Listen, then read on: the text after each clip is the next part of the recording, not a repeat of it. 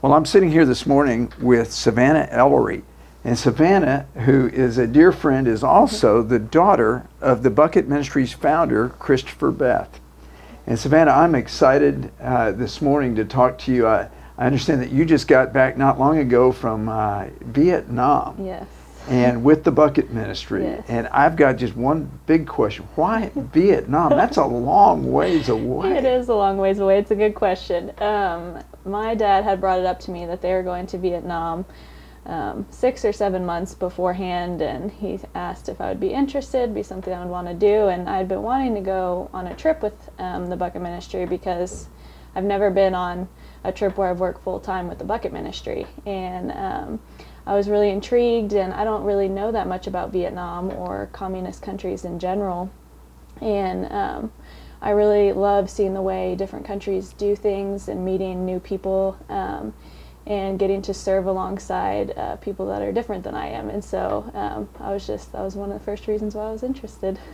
Well, I'm looking forward to hearing more about that, but let me just ask you, why, when you think of a trip, you did a lot of mission work in like the Rio Grande Valley. Yeah. Okay. Now, Vietnam's 9,000 miles away. Yes. What do you do differently to prepare for that kind of a trip? Oh dear. Well, definitely preparing your heart and your mind both. Understanding, first of all, like what the purpose is going there. Because if you're just going there, to say, hey, I just want to have a good time, or even let's just bring clean water, then, the purpose really isn't that big of a deal. But if you're saying, like, I need to prepare my heart and understand that the purpose is going there to tell people that are so far away from here about Jesus Christ, then your heart is right going into it. And definitely preparing by getting earplugs for the airplane and just getting your mind right to know I'm going to be on an airplane for, 30 hours and just preparing for that. Oh boy, that's an adventure in itself. Yes. Well, I saw a lot of pictures. Yes. And it looked like it was just an amazing trip. Tell us a little bit about the trip. It was. So we flew into Ho Chi Minh, which it was formerly Saigon, and stayed there for a night, and then traveled. We partnered with a church called LEC that was out of Ho Chi Minh, and we traveled to Da Mi, which was about a 5-hour drive, more in, I would guess, the countryside of Vietnam, and not in the city. And while we were there, we did a couple Bucket Ministry presentations with the church. We partnered with Lake Point Church, actually, and also did eyeglass ministry while we were there.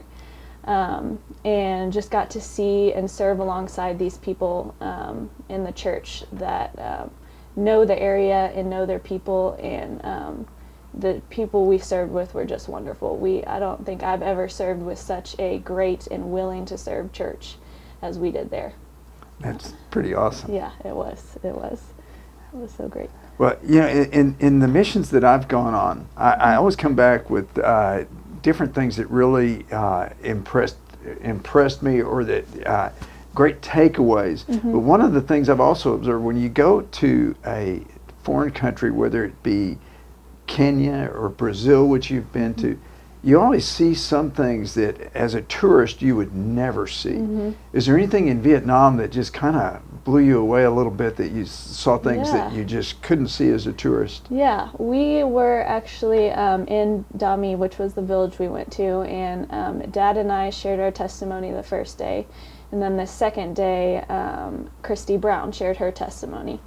And they let us know that there are going to be government officials in the area and around the church that we were serving at. And she got up to share her testimony and started talking about her life. And then she got to the point where she started talking about Jesus. And the people in the church came up and were like, no, we can't talk about this as much anymore. You need to wrap it up, or you need to talk about something else and not keep saying the word Jesus or God or anything like that. And just knowing, we can go around here and we knock on people's door and say, hey, do you know about Jesus? And we preach from wherever we want to. And just seeing that and knowing the fear and persecution and everything that the people faced there was something that I've never experienced, and I was not ready for going into the trip. So Well, I bet that creates some anxiety where Yes. you're kind of Yes. worried, like, hey, if I step over the line, I could wind up possibly in jail or something, Yes, which yes. that's pretty intimidating. Yes, it's very intimidating. It's very intimidating. Were there any just aha great moment takeaways where you come back with a whole new view of things, or anything that stands out? Yeah, one of the things is just seeing the bucket ministry in general work and everything that goes on, because I've always been doing something else. I've never gotten to see exactly like how it happens, and just the reaction of people there, and it was incredible. People were in tears, people were jumping up and were happy, and it was fun, and people were hearing about Christ in just a different way than we had ever presented the gospel before. And another thing is, I came back, and I've been thinking about it since I've been back, partnering with this church and understanding, like, kind of seeing how our political climate is now and has been, and understanding, like, I kind of knew about communism, but not to the point that I did, like, going there and seeing how they work. But these people build relationships with the government. They build relationships with the people that are so different than them, that are trying to persecute them, and they bring them in, and they feed them, and they talk to them, and they share Christ through that way. And it's so different than sometimes the way that we react to people that, are different than us or believe differently than us and aren't Christians here.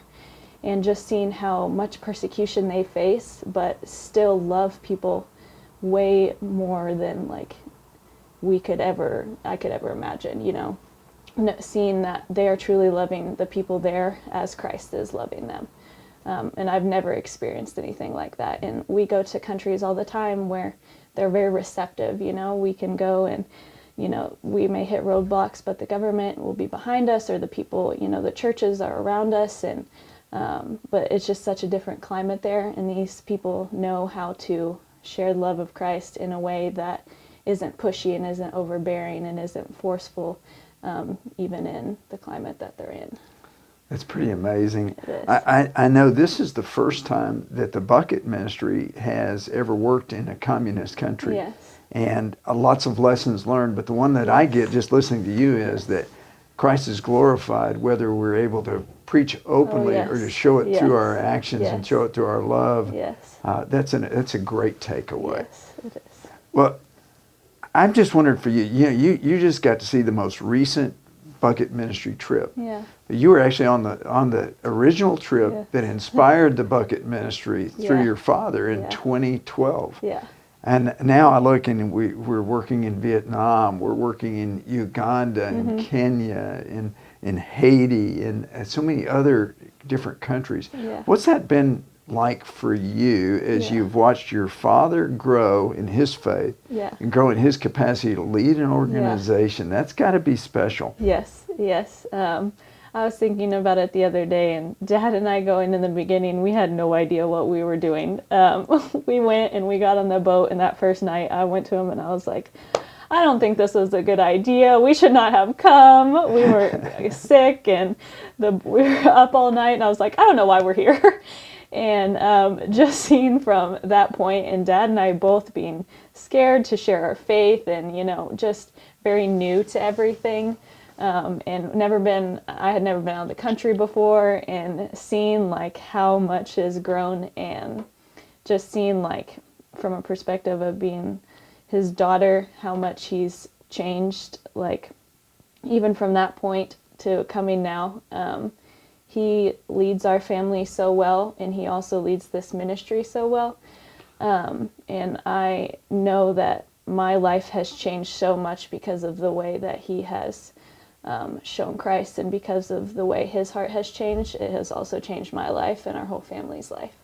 And so just seeing how much this ministry has grown, and how many people are behind it and supporting it, and all the wonderful people on the board, is just nothing I could have ever imagined. And you truly know that like God is the only one that could have done this, because he's the only one that can change hearts, and he's the only one that can do this. So Well, it has been an amazing journey, Yes.